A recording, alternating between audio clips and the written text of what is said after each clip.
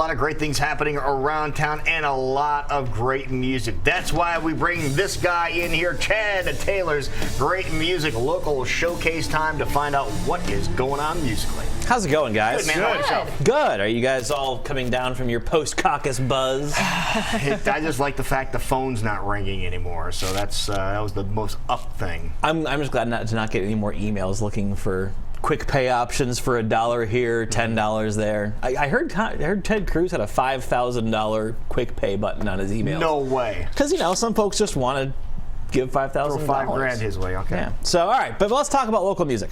A couple of things to talk about. First of all, we talked a couple weeks ago about Green Death signing a record label, with a record label. Well, now Holy White Hounds, who's another really great local hard rock act, they have signed with Razor and Tie out in New York. And much like with Green Death, the first thing they're going to do is re-release their really excellent album, Sparkle Sparkle, that they released last year. They've got a single off that called Switchblade, which has really kind of been their big song so far. It's been their most popular song by far. And they're going to re-release a remastered single of that, I believe, in the next few weeks. And then by the spring, we'll have a new remastered copy of Sparkle Sparkle out on Razor and Tie from Holy White Hounds. So congratulations to those guys. And it's really nice to see these Iowa bands that have really been kind of really working not only on kind of stage presence and promotion, but also on their physical product, on the actual music. To see them start getting recognized by these kind of indie labels, it's really great to see. So congratulations to those guys. Also, speaking of albums and local artists, so this past week was the International Blues Challenge in Memphis, and we always send 2 or 3 acts down there every year.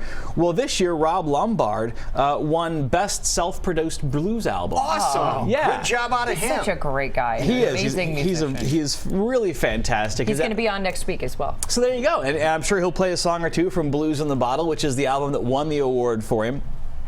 So congratulations to Rob. I know we sent, I believe there were 3 acts from town that went down there this year. I know that Matt Wood's album was also nominated for an award as well. So we had really fantastic. We've always had a really strong tradition of blues talent in this town, and it's nice to see that recognized once in a while too. So Rob, congratulations to you as well. Yeah, and don't forget the Blues Fest next weekend. Exactly. Don't forget about that. A chance to kind of get down here and see some of this homegrown talent. So that's always a good thing. So 2 shows to talk. Well, 1 show to talk about, I guess, first of all, is an Austin, Texas-based singer-songwriter, Carson McCowan, is playing over at Lefty's this week. Carson's been here, I believe, once before. She's got a really great sound to her. She kind of has this sound that bounces between this kind of traditional singer-songwritery kind of, acoustic sound, and then when she has a band behind her that plays a lot of kind of traditional honky-tonk, old, traditional country music. So it's a really nice mix of sounds. She's playing at Lefty's on Sunday, February 7th, 3 p.m. She's got Jeremy Pinnell, and then Stutter and Jimmy is also going to play that show as well, who I'm a huge fan of. He's a great musician. He sounds a lot like Tom Waits, if you haven't heard him. He's a really great singer and just one of the best human beings you'll ever see. So get over to Lefty's on Sunday afternoon. $5 gets you into that one. It's a really great show. Kind of a pre-Super Bowl party. Exactly. Get in there, and then they're going to have the Super Bowl on, of course. So you can go in there, get some great music, and then watch the Panthers beat the crap out of the Broncos. No bias here. Look at the colors you're wearing here too. One last note to talk about that I find that I always thought was kind of neat was Davenport has the annual Bix Biters Back festival that they have every summer. Bix was a jazz trumpeter that died in 1931 at the age of 28, considered one of the really greats of the the first wave of jazz. They're opening a Bix museum, or at least their plans are. They're looking to raise about $600,000. They've got about 240 of that raised already. Their plan is going to include a 15,000-seat arena. They're going to have they're going to have classes there. They're going to have, of course, informational museum.